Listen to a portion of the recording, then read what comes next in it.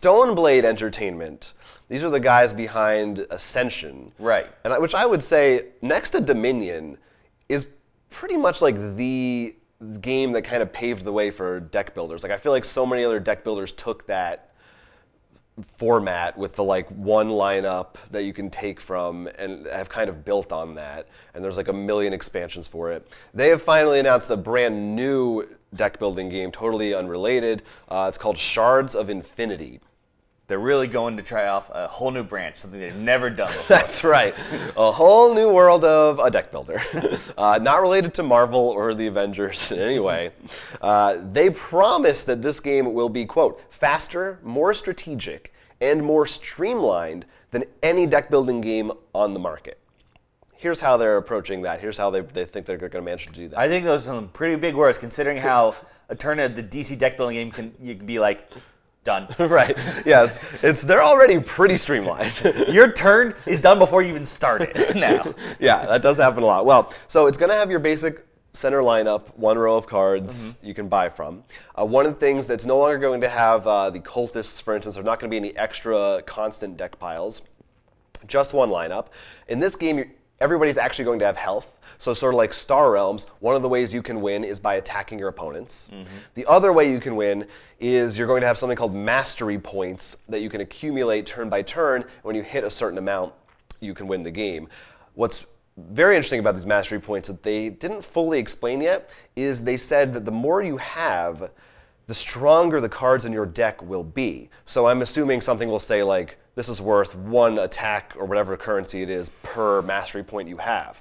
And what that means is weaker cards in your deck actually later in the game won't be worthless. And you won't have to, most deck builders, a big aspect is getting rid of your deadweight cards.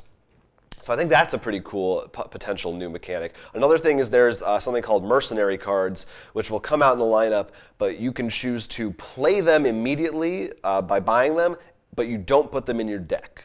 So that's something else. One-time use, doesn't water your deck down, but you don't get it for later, so it's a sort of a give and take. So a few different things. The other thing is it's only going to be $20.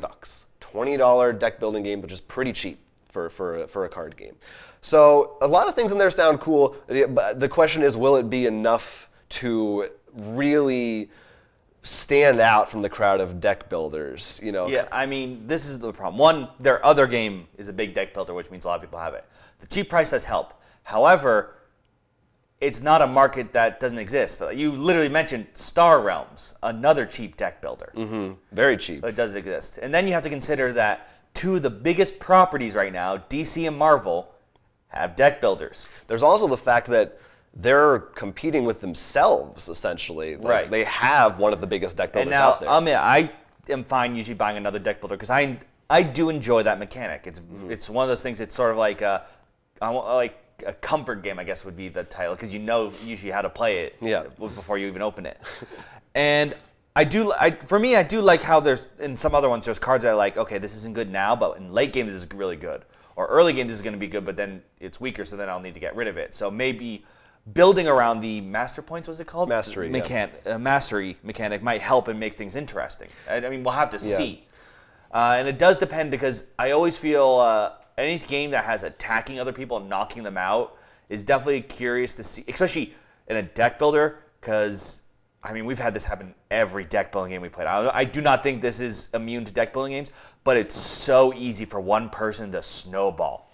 And if snowballing might be the attacking route, it sort of just stinks if you're like, well, Jonathan just got the card that lets him attack everyone every turn. Yeah, the attacking thing is definitely, I'm in the same boat. Star Realms made it through, but like it's definitely something to see. My issue with it, and same thing in Star Realms actually, is something we see in I feel like a bunch of these card games, even non-deck builders, like we've talked about with Versus or Ashes. When you are just hitting people for health points, there's always comes a time when you're like, you have to just decide which person you want to make mad. Do you know what I mean?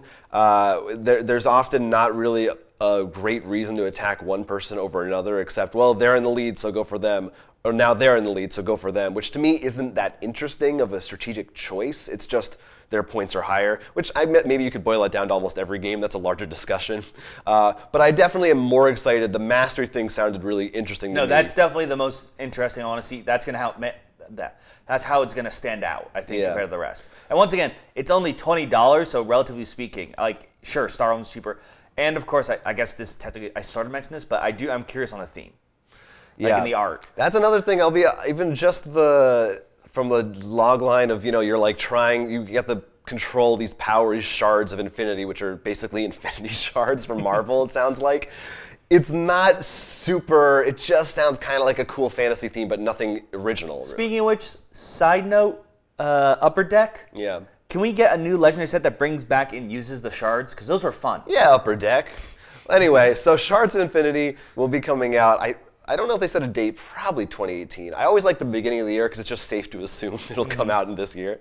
And we'll see how it does. If anybody can market a new deck building game, these guys have some experience in that field for sure. If you enjoyed this video, it was just a snippet of our full-length podcast, which you can find on our YouTube channel every week. So please go ahead, like, and subscribe for more board game-related content coming at you in the future. And don't forget to check out rollforcrit.com, where we actually sell a lot of the games we talked about, as well as post news and all our other videos. Until then, I'm Will Keeler. I'm Jonathan Estes, and this is Roll for Crit.